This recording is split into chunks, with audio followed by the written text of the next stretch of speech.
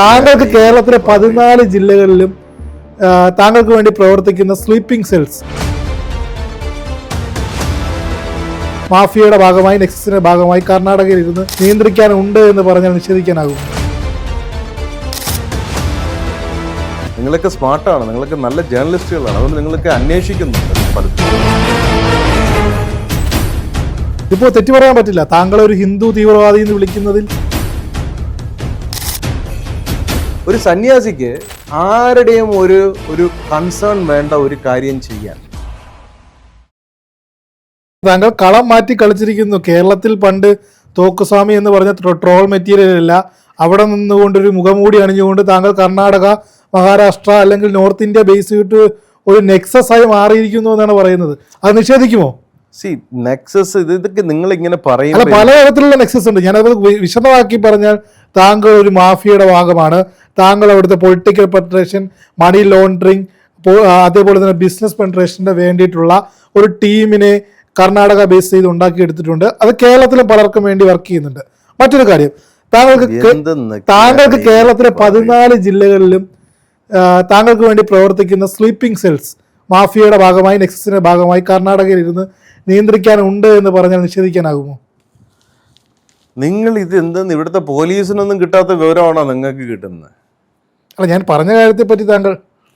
എനിക്ക് ഒന്നും പറയാനില്ല കണ്ടി, ഞാനൊന്നും പറയുന്നില്ല. എനിക്ക് നിങ്ങളിങ്ങനെ ഇരുത്തി എന്നെ ഇത് 2 ദിവസം മുമ്പ് ഒരു ചാനലിൽ പിടിച്ചിരുത്തിയിട്ട് അവിടെ ഒരു ജേർണലിസ്റ്റ് ഇതുപോലെയൊക്കെ ചോദിക്കുന്നത്, നിങ്ങൾക്ക് ആരാണ് ഈ വാർത്തകൾ പമ്പ് ചെയ്യുന്നതെന്നുള്ളത്.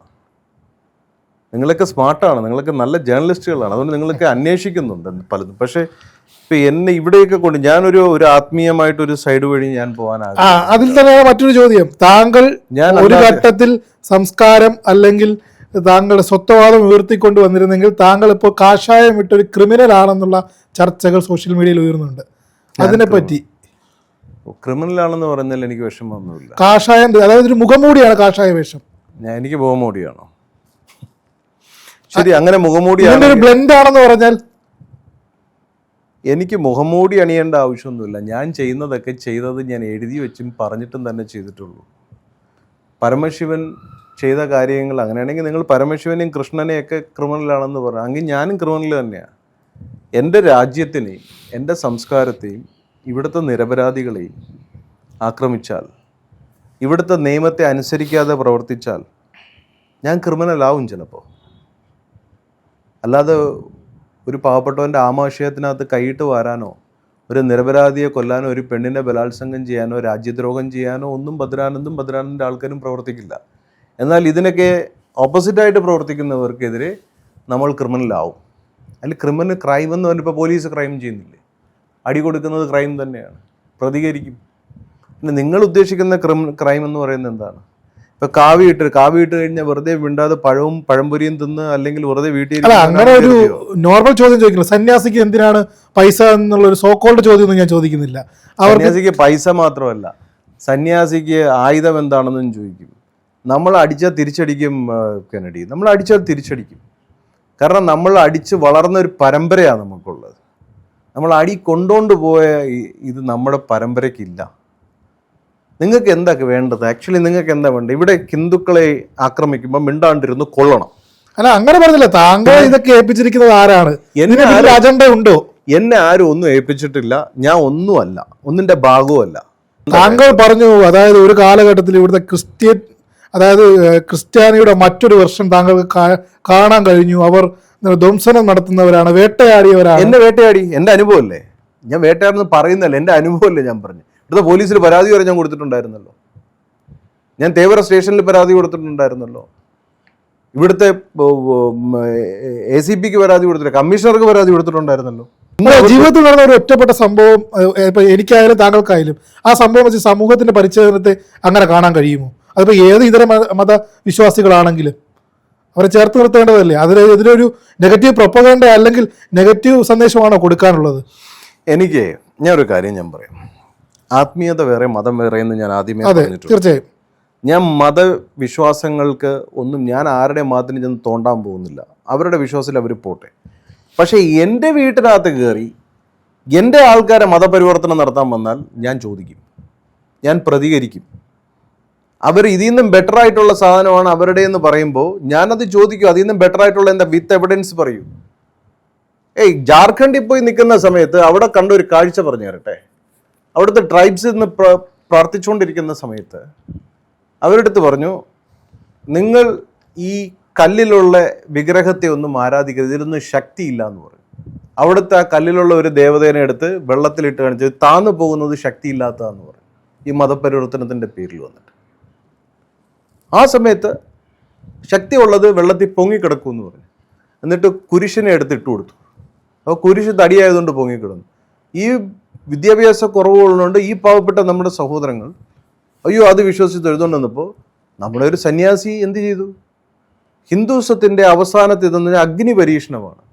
എന്നാൽ ഈ കല്ലിനെയും ഈ തടീനെയും നമുക്ക് അഗ്നിയിലിടാം, ഏത് എക്സിസ്റ്റ് ചെയ്യുമെന്ന് നോക്കാമെന്ന് പറഞ്ഞു. അഗ്നി ഇട്ടിട്ട് ഇത് രണ്ടും അതിനകത്തിട്ടപ്പോൾ പിന്നെ ഈ കൺവേർഷൻ്റെ ആ ഗ്രൂപ്പ് കൺവേർട്ട് ചെയ്യുന്നവർ പിന്നെ അവിടെ കാണാൻ കഴിഞ്ഞില്ല. ഇത് മതം എന്ന് പറയുന്നത് ഇരുട്ടാണ്. മതവിശ്വാസികൾ അന്ധരാണ്. അവരതുകൊണ്ട് ഒരിക്കലും ഇരുട്ടിനെ കുറ്റം പറയില്ല. ആത്മീയത സനാതനധർമ്മത്തിൻ്റെ നിറങ്ങളാണ്. ധർമ്മത്തെ സംരക്ഷിക്കാൻ അവരെന്ത് വേണോ ഇത് ചെയ്തോട്ടെ. ഇത് എനിക്കിതിനോടുള്ള ഇത് പ്രശ്നം ഇത് വേറെ ഒന്നുമല്ല. ഇതിപ്പോ തെറ്റു പറയാൻ പറ്റില്ല. താങ്കൾ ഒരു ഹിന്ദു തീവ്രവാദി എന്ന് വിളിക്കുന്നതിൽ, സമൂഹം വിളിക്കുന്നതിൽ, സോഷ്യൽ മീഡിയ വിളിക്കുന്നതിൽ ഒരു മാറ്റവും സംഭവിച്ചിട്ടില്ല താങ്കൾക്ക്. താങ്കൾ ഇപ്പോഴും ആ പാതയിൽ തന്നെ മുന്നോട്ട് പോയിക്കൊണ്ടിരിക്കുകയാണ്. ഞാൻ ഹിന്ദു തീവ്രവാദിയാണെന്ന് പറഞ്ഞല്ലോ. നിങ്ങൾ ഇന്ന് ഹിന്ദുവിൻ്റെ പേരിൽ നിങ്ങൾ എന്ത് പറഞ്ഞാൽ ഞാൻ അഭിമാനത്തോടുകൂടി ഞാനത് സ്വീകരിക്കുക. അല്ലാതെ ഞാൻ അയ്യോ ഞാൻ ഹിന്ദു തീവ്രവാദി അല്ലേ, എനിക്ക് അങ്ങനെ നേരത്തെ താങ്കൾ പറഞ്ഞതുപോലെ എല്ലാവരും ഒന്നായി ചേർത്ത് നിർത്തിക്കൂടെ എന്ന് ബുദ്ധിമുട്ടാണ്. ഭദ്രാനന്ദ് ചേർത്ത് നിർത്താൻ ഉദ്ദേശിക്കുന്നില്ല. അങ്ങനെ ഇവിടെ നിന്ന് ഈ നാട്ടിൽ നിന്ന് ഇങ്ങനെ ഇപ്പോഴും ഞാൻ അത് തന്നെ പറയും. ഭദ്രാനന്ദ് എല്ലാവരെയും ഒരുമിച്ച് ചേർത്ത് നിർത്താൻ, എല്ലാ മതക്കാരെയും ഒരുമിച്ച് ചേർത്ത് നിർത്താൻ ഭദ്രാനന്ദിന് സൗകര്യമില്ല. അങ്ങനത്തെ ചിന്ത, അത്രയും ഗതികെട്ട ചിന്ത എനിക്കില്ല. എന്താ ചിന്തകളിലേക്ക് പോകാൻ ഒരു തടസ്സമായി നിൽക്കുന്ന തടസ്സമായിട്ടൊരു കാര്യം പറയാം. എൻ്റെ ഭാര്യയും ഞാനും കൂടെ വീട്ടിൽ താമസിക്കുകയാണെന്ന് വെച്ചോളൂ, അല്ലെങ്കിൽ താങ്കളും താങ്കളുടെ ഭാര്യയും കൂടെ താമസിക്കുകയാണെന്ന് വെച്ചോളൂ. താങ്കൾക്ക് മതസൗഹാർദ്ദം കാണിക്കാൻ വേണ്ടി അപ്പുറത്തെ വീട്ടിലെ വേറെ മതക്കാരനെ കൂടെ ഭാര്യയുടെ കൂടെ കിടത്തിയാലേ മതസൗഹാർദ്ദം ആവുള്ളൂ? അല്ല. അല്ല. എന്താ ആകാത്തെ? എന്താ അങ്ങനെ കൂടെ കിടത്തിയാൽ അവർക്ക് താങ്കൾക്കുള്ള പോലെയൊക്കെ സുഖവും ശരീര അവയവങ്ങളും ഒക്കെ അവർക്കും ഉണ്ടല്ലോ. എന്തേ ഭാര്യയെ കൂടെ മുറിയിലാകാത്ത? അങ്ങനെയാണോ മതസൗഹാർദ്ദം പ്രകടിപ്പിക്കുക? അങ്ങനെ ചെയ്യാൻ പറ്റുമോ താങ്കൾക്ക്? ഇല്ല, എനിക്കങ്ങനെ പറ്റില്ല. എനിക്കും പറ്റൂല. നമുക്ക് അവർക്കൊരു ആവശ്യം വന്നാൽ നമുക്ക് സഹായിക്കാം. അവരൊരു അപകടത്തിൽപ്പെട്ടാൽ നമ്മൾ സഹായിക്കും. അവർക്ക് ഭക്ഷണം വേണോ സഹായിക്കും. അങ്ങനല്ല, വിളിച്ചു കയറ്റണമെന്നല്ല പറഞ്ഞത്. ചേർത്ത് നിർത്തിക്കൂടെ? എന്ത് ആക്രമണമാണ്? അവരെ നിരന്തരം ആക്രമിക്കുന്നത്. നിങ്ങൾ ഈ ആക്രമിച്ചു അവർക്കെതിരെ നമ്മൾ എന്ത് ആക്രമണം നടത്തും? താങ്കൾ പറയുന്നതും എഴുതുന്നതും സോഷ്യൽ മീഡിയ വഴി പുറത്തേക്ക് വിടുന്നതും താങ്കളുടെ സ്റ്റേറ്റ്മെന്റുകളെല്ലാം ഒരു ഹിന്ദു തീവ്രവാദിയെ പോലെ ആയതുകൊണ്ടാണ് സംസാരിക്കുന്നത്. അവിടെ നിങ്ങൾക്ക്, അതായത് ഈ കേരളത്തിൽ താങ്കൾ പറയുന്നു ജിഹാദി, അത്തരത്തിലുള്ള ഇസ്ലാം തീവ്രവാദം, മറ്റ് ക്രിസ്ത്യൻ തീവ്രവാദം എന്ന് പറയുമ്പോൾ താങ്കളും അവരും തമ്മിൽ മറ്റെന്ത് വ്യത്യാസം ഉണ്ട്? അതിൽ പറഞ്ഞുതരാം. ഇരുമ്പിനെ ഇരുമ്പ് കൊണ്ടേ മുറിക്കാൻ പറ്റുള്ളൂ, ക്രൂരനെ ക്രൂരത കൊണ്ടേ നേരിടാൻ പറ്റുള്ളൂ. അവർ ഇങ്ങോട്ട് എങ്ങനെയാണോ വരുന്നത് അതിനെ ഡിഫെൻഡ് ചെയ്യണം. എൻ്റെ ഗുരുവിൽ ഒന്നാണ് സത്യാനന്ദ സരസ്വതി, കേട്ടിട്ടുണ്ടോ? അതിന് ആൻസർ ഇത്രയും ഞാൻ പറയുന്നുള്ളൂ. എന്നെ ഇവിടെ വിട്ടത് എൻ്റെ സംസ്കാരത്തെ ഡെവലപ്പ് ചെയ്യാനും അറിയിക്കാനുമാണ്. നമ്മൾ മറ്റു മതങ്ങളെ ആക്രമിക്കണം. സനാതനധർമ്മം പറയുന്നത് എന്താണെന്ന് നിങ്ങൾക്ക് മനസ്സിലായോ? അറിയൂ, നീ നിന്റെ മതത്തെയോ സംസ്കാരത്തെയോ വേറൊരാളിൽ അടിച്ചേൽപ്പിക്കാൻ ശ്രമിക്കരുതെന്നാണ്. അല്ലെങ്കിൽ നിന്റെ മതം എന്ന് പറഞ്ഞ അഭിപ്രായമാണ്. നിന്റെ അഭിപ്രായത്തെയും നിന്റെ വിശ്വാസത്തെയും വേറൊരാളിൽ അടിച്ചേൽപ്പിക്കാൻ ശ്രമിക്കരുത്. വേറെ ആരെ ഇൻസൾട്ട് ചെയ്യാനും നീ പോണ്ട. നീ ഒരു കാര്യം പ്രചരിപ്പിക്കുമ്പോൾ അതിൽ ശാസ്ത്രീയത ഉണ്ടായിരിക്കണം. നിന്റെ സുഖത്തിന് നീ നേടുന്നത് അപരനും നീ സുഖത്തിനായി കൊടുക്കണമെന്നാണ് പറഞ്ഞത്. ഇത്രയും മഹത്തരമായൊരു സംസ്കാരമാണ്. എല്ലാ മതത്തിൻ്റെയും മാതാവാണ്, എല്ലാ സംസ്കാരങ്ങളുടെയും മാതാവാണ് സനാതനധർമ്മം. ഇത്രയും മനോഹരമായ ഒരു ഇതിനെ ഇല്ലാണ്ടാക്കാൻ വരുന്നവരോട് ഞാൻ പിന്നെ എന്താണ് പറയേണ്ടത്? അവരെ ഹിംസിക്കേണ്ട ആവശ്യമില്ല. അവരിങ്ങോട്ട് അറ്റാക്ക് ചെയ്യുമ്പോൾ നമ്മൾ ഡിഫെൻഡ് ചെയ്യും. ചുമ്മാ പോണവനെ വെട്ടിക്കൊല്ലാൻ വേണ്ടിയിട്ട് നമ്മളെന്തോ ജിഹാദാണോ ഇവിടെ നടത്തുന്നത്? അത് താലിബാനാണോ? നമ്മൾ ആരെയും വാളെടുത്ത് കഴുത്തിൽ വെച്ചിട്ട് മതം മാറാൻ പറഞ്ഞിട്ടില്ല. നമുക്ക് അങ്ങോട്ടാണ് പോകുന്നതിൽ സന്തോഷമുണ്ടെങ്കിൽ പൊയ്ക്കോളൂ എന്നേ നമ്മളുടെ സംസ്കാരം പറഞ്ഞിട്ടുള്ളൂ. പിന്നെ നമ്മളുടേത് മോശമാണ്, അവരുടേതാണ് വലുതെന്ന് പറഞ്ഞു കിടക്കുന്ന ചില വിഭാഗങ്ങൾ ഇവിടെ ഉണ്ട്. അപ്പം നമ്മളുടെ പ്രത്യേകതകൾ പറഞ്ഞു കൊടുക്കണം. PhD പോസ്റ്റ് ഡോക്ക് കഴിഞ്ഞവൻ്റെ അടുത്ത് 2ാം ക്ലാസ്സിലും 3ാം ക്ലാസ്സിലും പറയുന്നവൻ അവൻ്റെ സബ്ജക്റ്റ് സിലബസുമാണ് വലുതെന്ന് പറഞ്ഞിരിക്കുമ്പോൾ ഇവൻ എന്താ അവസ്ഥ, ഇവൻ്റെ അവസ്ഥ ആ അവസ്ഥയേ ഉള്ളൂ നമുക്ക്. പിന്നെ ഈ അവസ്ഥ പറഞ്ഞ് ഇങ്ങോട്ട് 2ാം ക്ലാസ്സിൽ പഠിച്ചവന് പ്രായം കൂടി 60-70 വയസ്സായിട്ട് ഇങ്ങോട്ട് വീട്ടിൽ കയറി വന്ന് ആക്രമിക്കാൻ വന്നാൽ, ഒരു യൂണിവേഴ്സിറ്റി കയറി വന്നാൽ യൂണിവേഴ്സിറ്റിക്കാരെ എടുത്ത് പിടിച്ച് പുറത്താക്കും, അല്ലെങ്കിൽ സെക്യൂരിറ്റി എടുത്ത് അവനെടുത്ത് പുറത്ത് കളയാൻ പറയും. ഈ 2ാം ക്ലാസ് 20 വട്ടം തോറ്റവൻ കോളേജിൽ കയറിയിട്ട് അവൻ്റെ സബ്ജക്റ്റാണ് ശരി, ഇത് ശരിയല്ല എന്ന് പറഞ്ഞ് വരുമ്പോൾ എന്താണോ ഒരു കോളേജ് എടുക്കുന്ന നിലപാട് അതേ നമ്മൾ എടുക്കുന്നുള്ളൂ. അതിനെങ്ങനെ ആക്രമിക്കുക എന്ന് പറയും? അറിവിനല്ലേ അറിവ് കൊണ്ട്. നമ്മൾ നേടിയ അറിവ് ആരെയും ആക്രമിക്കാനോ അപമാനിക്കാനോ ഉള്ളതല്ല. ആക്രമണോ അപമാനമോ അല്ലേ താങ്കൾ നടത്തുന്നത്? എന്ത് ആക്രമണം? നിങ്ങൾ വീണ്ടും ഇത് തന്നെയാണല്ലോ പറയുന്നത് കെനഡി. എന്ത് ആക്രമണമാണ് ഭദ്രാനന്ദ് ഇവിടെ നടത്തിയത് അല്ലെങ്കിൽ നടത്താൻ ശ്രമിക്കുന്നത്? നിങ്ങൾക്ക് ഇങ്ങനെ വീണ്ടും എൻ്റെ തല കാണുമ്പോൾ, ഹിന്ദുക്കളെ കാണുമ്പോൾ, ഞാൻ ഇപ്പോൾ എൻ്റെ കയ്യിലൊരു രുദ്രാക്ഷമുണ്ട്, കഴുത്തിലൊരു രുദ്രാക്ഷമുണ്ട്, ഒരു കാവ്യതുണ്ട്, ഞാൻ ഇപ്പോൾ കുറി പോലും ഇട്ടിട്ടില്ല. കുറി കൂടി ഇട്ട് കഴിഞ്ഞാൽ ഇവിടെ പൊളിഞ്ഞിളകും ആൾക്കാർക്ക്. കയ്യിലൊരു രാഖി കെട്ടിയാലോ കുറി ഇട്ടാലോ ഇതിപ്പരം പൊളിഞ്ഞളകാൻ വേറെ ഒന്നും വേണം. അങ്ങനല്ല, ഇത് സത്യം പറഞ്ഞ ഒരു കപട നാടകവും ഇരട്ടത്താപ്പും അല്ലേ? ഏതാണ്? താങ്കൾ കൃത്യമായി ഇതിനൊരു അജണ്ടയുണ്ട്. എന്ത് അജണ്ടയാണ്? ഇത്തരത്തിൽ സംരക്ഷിച്ച് പിടിക്കുന്നതിന് വേണ്ടിയിട്ട്. അത് എന്റെ ധർമ്മമാണ്. എന്റെ വീട് സംരക്ഷിക്കേണ്ടത് എന്റെ ജോലിയല്ലേ? എന്റെ വീട് ഇവിടെ ഇപ്പം മറ്റ് അന്യ സംസ്ഥാനക്കാരന്മാർ വന്നിട്ട് ഇവിടെ താമസിക്കുന്നുണ്ട് കുറേ പേര്. ഒരു ജിഷയെ കൊന്നത് ആരാ? അല്ലെങ്കിൽ മറ്റുള്ള കൊലപാതകങ്ങൾ നടത്തി ഇവിടെ എത്രയോ മർഡേഴ്സ് നടക്കുന്നുണ്ട്. ഇവിടെ പോലീസിന്റെ ജോലി എന്താ? പോലീസിന്റെ ഡ്യൂട്ടി അവരുടെ നാട് സംരക്ഷിക്കുകയാണ്. നിങ്ങൾ പോലീസിന്റെ അടുത്ത് എന്താ ഇങ്ങനെ പറയൂ? നിങ്ങൾ എന്തിനാണ് ഇങ്ങനെ സംരക്ഷിക്കുന്നത്? നിങ്ങൾ ഇവിടെ ക്രൈം ചെയ്യല്ലേ? നിങ്ങൾ പോലീസ് ഉറക്കവും ഇല്ലാതെ ഇവിടുത്തെ പോലീസ് എന്ത് വർക്ക് ചെയ്യണം നിങ്ങൾക്ക് അറിയാം? ഭദ്രാനന്ദ പോലീസ് ആണെന്നാണോ പറയുന്നത്? ഇന്ത്യൻ നീതിന്യായ സംഹിത പരിപാലിക്കാനായിട്ട് കാക്കിയിട്ടവരെ സ്റ്റേറ്റും കോടതികളും ഏൽപ്പിച്ചിരിക്കുന്നതിന് താങ്കൾ മറ്റൊരു ലോ ആൻഡ് ഓർഡർ കയ്യിലെടുക്കുന്നു എന്നാണ് പറയുന്നത്. നല്ല രസകരമായിട്ട് താങ്കൾ അതെ, ഞാനും പോലീസ് തന്നെയാണ്. എങ്ങനെയെന്ന് പറയട്ടെ, ഞാൻ ജനിച്ച് വളർന്നത് എൻ്റെ മുത്തശ്ശി ആദ്യത്തെ വനിതാ SI ആയിരുന്നു കേരളത്തിൽ. DYSP റാങ്കിലാണ്. എൽ തങ്കമ്മ എന്ന് പറയും. അവർ റിട്ടയർഡാണ്. ഞാൻ എൻ്റെ കുട്ടിക്കാലം മൊത്തം വളർന്നത് പോലീസ് സ്റ്റേഷനിലാണ്. പോലീസുകാർ തന്ന ചോറ് ഒരുപാട് ഈ ശരീരത്തിനകത്തുണ്ട്. പോലീസ് എനിക്കെതിരെ കേസെടുത്തിട്ടുണ്ട്, എന്നെ പിടിച്ചകത്തിട്ടിട്ടുണ്ട് 4 വട്ടം. ഞാൻ ഒരുപാട് അനുഭവിച്ചിട്ടുണ്ട് ഇവിടുത്തെ പോലീസിൻ്റെ ചില രീതികൾ കാരണം. പക്ഷേ പോലീസ് ഒരു നിമിഷം ഇല്ലെങ്കിൽ, പോലീസ് ഒന്ന് ഉറങ്ങിയാൽ, പോലീസ് മാറി നിന്നാൽ കേരളത്തിൻ്റെ രാജ്യത്തിൻ്റെ അവസ്ഥ ചിന്തിച്ചിട്ടുണ്ടോ?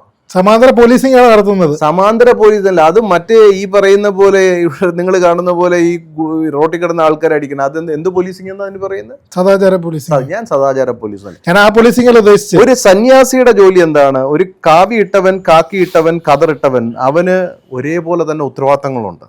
അത് നിങ്ങൾ മലയാളികളായിട്ടുള്ള ഇവിടുത്തെ ഒരു വിഭാഗം ജേർണലിസ്റ്റുകൾക്ക് അത് അറിയാത്തത് കൊണ്ട്, നിങ്ങൾ വളർന്നതും പഠിച്ചതും എല്ലാം, താങ്കൾ ഒരു എത്തിസ്റ്റാണ്. എൻ്റെ അതിലുള്ള വ്യത്യാസമുണ്ട്. താങ്കളുടെ നിരീശ്വരവാദവും എൻ്റെ ഈശ്വരവാദവും തമ്മിലുള്ള ഒരു സ്പർദ്ധ അവിടെ കിടപ്പുണ്ട്. എനിക്ക് ഈ ജോലി എന്നെ ആരാണോ ഈ ലോകത്ത് വിട്ടത് ഒരു ശക്തി എനിക്ക് തന്നു. ഈ കേരളത്തിലെ സാധാരണ ഞാൻ അടുത്തതോടെ പറയാം, ഇവിടെ ഈ പോലീസുകാരും ഈ പറയുന്ന കോടതിയും ഈ രാഷ്ട്രീയ നേതാക്കളും എല്ലാ പേരും ഫോളോ ചെയ്യുന്നത് ഏതെന്നറിയോ? ഇന്ത്യയിൽ ഇവിടെ ഒരു ധർമ്മശാസ്ത്രം എന്ന് പറയുന്നുണ്ട്. ആ ധർമ്മത്തിൻ്റെ പ്രചാരകനാണ് ഞാൻ. ഒരുപാട് പ്രചാരകന്മാരുണ്ട്. അപ്പോൾ അവർ ഈ ധർമ്മത്തെ തന്നെയാണ് ഫോളോ ചെയ്യുന്നത്. അപ്പം നിങ്ങൾക്കിത് ചെയ്യാൻ പറ്റില്ല എന്ന് പറഞ്ഞ് നമുക്ക് എന്തെങ്കിലും ചെയ്യുന്നു എന്നുണ്ടെങ്കിൽ അത് നമ്മളുടെ ഡ്യൂട്ടിയാണ്. അത് നമ്മൾ ചെയ്തു തന്നെ പോകും. ഒരു സന്യാസിക്ക് ആരുടെയും ഒരു കൺസേൺ വേണ്ട ഒരു കാര്യം ചെയ്യാൻ. താങ്കളുടെ തലങ്ങളിൽ അത് ശരിയായിരിക്കാം. കേരളത്തിലെ സാധാരണക്കാരെ സംബന്ധിച്ച് കേരളത്തിലെ സാധാരണക്കാരെന്ന് പറയുന്നത് ജനങ്ങൾ അല്ലെങ്കിൽ ഇവിടുത്തെ മാധ്യമ പ്രവർത്തകർ, ഇവിടെ ഒരു നീതിന്യായ സംഹിതയുണ്ട്, കൃത്യമായ ഒരു ജുഡീഷ്യറി ഉണ്ട്, അതിന്റെ സിസ്റ്റമാറ്റിക് ആയിട്ട് പോകുന്നുണ്ട്. അതിനപ്പുറത്തേക്ക് ഒരു നിയമവ്യവസ്ഥയെ കയ്യിലെടുക്കാൻ നിയമവ്യവസ്ഥ എന്ന് പറയുന്നത് അത് ഭദ്രാനന്ദെ പോലുള്ളവർക്ക് എഴുതി തന്നിരിക്കുകയാണോ എന്നുള്ള മറ്റൊരു ചോദ്യം. ഇവിടെ ഞാൻ ഒരിടത്തും വാങ്ങിക്കാൻ പോയില്ലല്ലോ. എഴുതി തന്നിട്ട് ഞാൻ ആരെങ്കിലും നിയമത്തിന്റെ ഇതിൽ പറഞ്ഞു? നിങ്ങൾ എന്തൊക്കെ ഇങ്ങനെ പറഞ്ഞുകൊണ്ടേയിരിക്കും. മറ്റൊരു പോലീസിംഗ് ആണ് നിങ്ങൾ നടത്തുന്നതെന്ന് പറഞ്ഞുകൊണ്ടിരിക്കുന്നത്. എന്ത് പോലീസിംഗ്? ഞാൻ മറ്റൊരു പോലീസ് ചെയ്യുന്ന, അത് പോലീസ് ഇല്ലെങ്കിലോ സൈന്യമില്ലെങ്കിലോ രാജ്യത്തോ കേരളത്തിലോ മറ്റൊരു സമാന്തരമായ സന്യാസി വര്യന്മാർ നടത്തുന്നത് പോലീസിന്റെ പണിയാണ് എന്നാണ് പറയുന്നത്. അതെ, സന്യാസികളുടെ ജോലി അതാണ്. സന്യാസികൾ ജനങ്ങളെ സംരക്ഷിക്കാൻ വേണ്ടിയിട്ടുള്ളതാണ്. രാഷ്ട്രീയക്കാരൻ അവന്റെ അഭാവത്തിൽ പോലും ധർമ്മം സ്ഥാപിക്കാൻ വേണ്ടി സന്യാസികൾക്ക് ഉത്തരവാദിത്തമുണ്ട്. ഈ 100 വർഷം മുമ്പ് ഇന്ത്യ സംരക്ഷിച്ചതേ ഇവിടുത്തെ രാഷ്ട്രീയക്കാരോ ഇവിടുത്തെ മറ്റേ പോലീസോ ഒന്നുമല്ല. രാജാവ് പോലും പതറുന്ന സമയത്ത് അന്ന് രാഷ്ട്രത്തിന് വേണ്ടി നിന്ന് സംരക്ഷിച്ചത് ആരാണ്? എൻ്റെ പരമ്പരയിലെ സന്യാസി വര്യന്മാരാണ്. ആ ഡ്യൂട്ടി നമ്മളും ചെയ്യും. ഇത് സർക്കാരിൻ്റെ കൂടെ നിന്ന് ചെയ്യും. സർക്കാരിൻ്റെ സംഭവം ഇല്ലെങ്കിൽ നമ്മൾ ഒറ്റയ്ക്ക് നമ്മുടെ വിങ്ങിലൂടെ ചെയ്യും, നമ്മൾ ജനമനസ്സുകളിലൂടെ ചെയ്യും, നമ്മുടെ പല സിസ്റ്റങ്ങളിലൂടെയും ചാനലിലൂടെയും ചെയ്യും. ഈ രാജ്യം സംരക്ഷിക്കുക എന്നും ഇവിടുത്തെ സംസ്കാരം സംരക്ഷിക്കുക എന്നും ഇവിടുത്തെ ജനങ്ങളുടെ വിദ്യാഭ്യാസം, ഫിനാൻസ്, അവരുടെ സുരക്ഷ, ഇതെല്ലാം ഉറപ്പുവരുത്തേണ്ടതിൻ്റെ ഒരു വലിയൊരു ഭാഗം സന്യാസികൾക്കുണ്ട്. നിങ്ങൾ കണ്ട ചില സന്യാസികൾ മഠത്തിനകത്ത് അടയിരിക്കുന്നവരായിരിക്കാം, അവരൊന്നും മിണ്ടാണ്ടിരിക്കുക. അവരെ കണ്ടിട്ട് നിങ്ങൾ കമ്പയർ ചെയ്യരുത്. അവർക്ക് അതായിരിക്കും സുഖം, പക്ഷെ നമുക്ക് ഇതാണ് സന്തോഷം. ഈ ലളിത ജീവിതത്തിൻ്റെ പാരണ്യതയിൽ നിൽക്കുന്ന, ലളിതമായി സംസാരിക്കുകയും മറ്റുള്ളവരിനോട് അനുകമ്പയും ദയയും തോന്നുന്ന സന്യാസികളെയാണ് എനിക്കറിയാവുന്നത്, ഞാൻ കണ്ടിട്ടുള്ളത്. ഭദ്രാനന്ദയെ പോലൊരു വ്യത്യസ്തമായ സന്യാസി ഇത്തരത്തിൽ നിയമം കയ്യിലെടുക്കുകയും ആൾക്കാരെ സ്വത്വത്തിന് വേണ്ടി ഹിംസിക്കുകയും ചെയ്യുമെന്ന് പറയുന്നത് എന്ത് നിയമമാണ് കയ്യിലെടുത്തത്? അല്ല, എവിടെ നിയമം കയ്യിലെടുത്തു അത് പറ. അല്ല, അതുമായി പറ, വെറുതെ ഇങ്ങനെ പറഞ്ഞു. അല്ല, പറയട്ടെ, നിയമം കയ്യിലെടുത്തു എന്ന് പറയാം. നിയമം എവിടെ കയ്യിലെടുത്തു? പല കാര്യങ്ങളിലും ഞാൻ പറഞ്ഞല്ലോ. നിയമം കയ്യിലെടുത്ത ഒരു കാര്യം പറഞ്ഞു തരും. താങ്കൾ തോക്ക് കയ്യിലെഴുതുന്നതിന് നിയമം കയ്യിലെടുക്കുന്നതിന്റെ ഭാഗമല്ലേ? തോക്ക് കയ്യിൽ വെക്കുന്നത് നിയമം കയ്യിലെടുത്ത്. നിങ്ങൾ ആരെയാണ് ജേർണലിസ്റ്റ് ആക്കിയത്? നിയമം കയ്യിലെടുത്തതെന്നല്ല പറഞ്ഞത്. തോക്ക് ലൈസൻസ് ഉള്ള ലൈസൻസ് ഇപ്പൊ ലൈസൻസ് ഉണ്ട്. ആദ്യത്തിന് ലൈസൻസ് ഉണ്ടല്ലോ. ആലുവ പോലീസ് സ്റ്റേഷനിൽ പൊട്ടിയ തോക്കിന് ലൈസൻസ് ഉണ്ടല്ലോ. നിങ്ങൾ ചുമ്മാ പറയുകയാണ് നിയമം കയ്യിലെടുത്തു. ഇതാണ് നിങ്ങൾ അന്ന് എനിക്കെതിരെ എഴുതിയ വാർത്ത, എഴുതിയ മംഗളത്തിൽ നിങ്ങളുണ്ടായിരുന്നു അല്ലേ? നിങ്ങൾ എല്ലാ ചാനലുകളിലും നിങ്ങൾ നിറഞ്ഞു നിൽക്കുന്ന സാധനമാണ്. അവരുടെയൊക്കെ വാർത്തകളും ഇതും വെച്ചിട്ട് എന്നോട് സംസാരിക്കാതെ.